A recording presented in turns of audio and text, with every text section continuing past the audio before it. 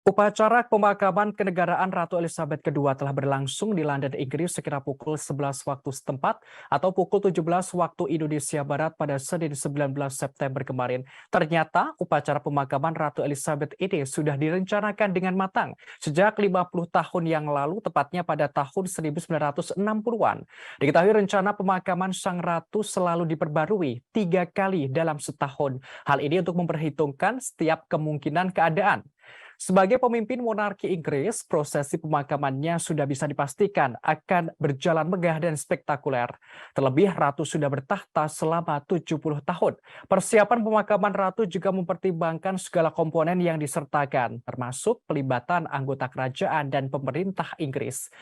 Termasuk juga gereja, kepolisian, angkatan bersenjata, transportasi, dan berbagai otoritas lainnya. Selain itu, tamu undangan untuk pemimpin di berbagai negara juga perlu dipersiapkan.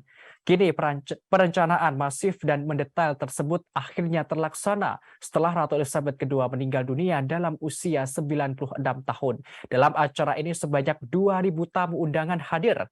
Tak hanya itu, ada 10.000 petugas polisi dikerahkan untuk pengamanan selama prosesi berlangsung.